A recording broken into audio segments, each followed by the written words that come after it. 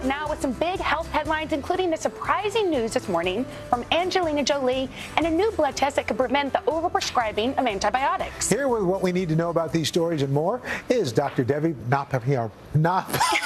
I had it before this. We're going to call her Dr. Devi. Okay. That's what she said. She said it was okay. Dr. Devi, an assistant professor at the NYU School of Medicine, and Dr. David Katz, director of the Yale University Prevention Research Center. Good to see you both. Nice to see you guys. Let's start off with this news breaking overnight with Angelina Jolie.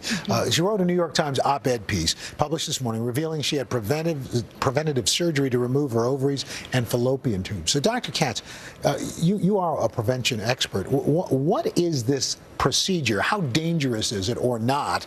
And why did you do it? Well, in skillful hands, Al, it's not so much that the surgery is dangerous per se, but unlike her prior surgery, which was removal of the breast, I mean, that's very visible, obviously. This is invisible, it's inside, but it's actually much more impactful on health because when you have the ovaries removed, you're menopausal, that you're postmenopausal just right after the surgery.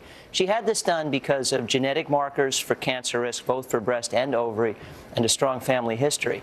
So this is a big move on her part, but her thinking was, I'm at risk for ovarian cancer unless I do this. And she apparently had some blood tests indicating increased inflammation, which suggested that maybe that risk was increasing. She just didn't want to take the chance. Would there be other options? There are other options. There are forms of hormonal treatment. You can also have frequent medical follow-up. But the problem is, if ovarian cancer develops, we don't have effective treatments. And no other option is as decisive as this one. So, and obviously, genetic testing is one good preventable methods. But is this how, can we know if genetic testing really works? Is it a good?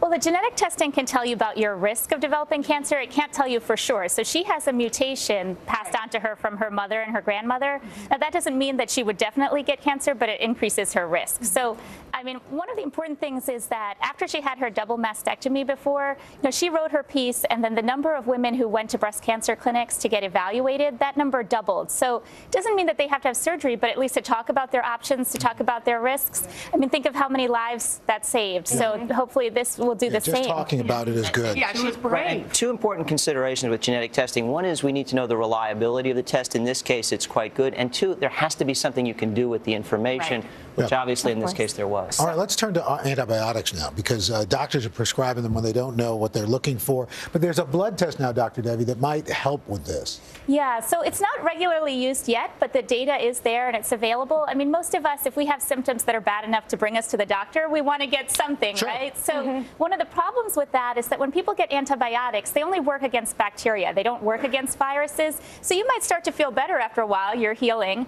But the problem is that if you take antibiotics unnecessarily, the bacteria that are normal in your body can develop resistance. So they become able to fight that antibiotic in the future. And that's a bigger problem where antibiotics stop working in the future. So first of all, when will we see this test? It's still in the testing phases, Well, right? good question. So what they've done is they've actually used a bunch of tests that are already available and combined them to say if you have this pattern, it's bacterial. If you have this pattern, it's viral. You don't need antibiotics. So it could happen soon, but we were just talking about the fact that this decision is made by doctors and patients tens of thousands of times every day, right? I mean, I don't feel well, my nose is running, I'm coughing, do I need antibiotics? Unless this is really easy and really inexpensive, question is, will it be ready for prime time? I don't know what the cost will be. There's a strategy we can use in the meantime, and that is if you think you might need an antibiotic but nobody's sure, you get the prescription and your doctor gives you advice, don't fill it unless.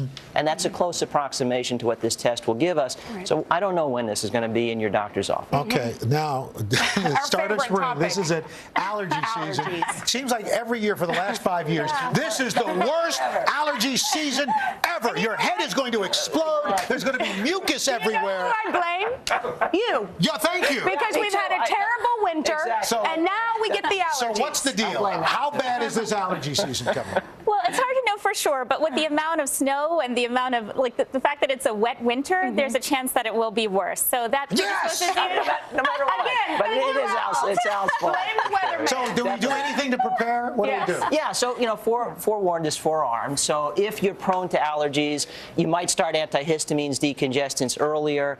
There are all sorts of options, including desensitization, which used to only be by injection. You can now do it under the tongue.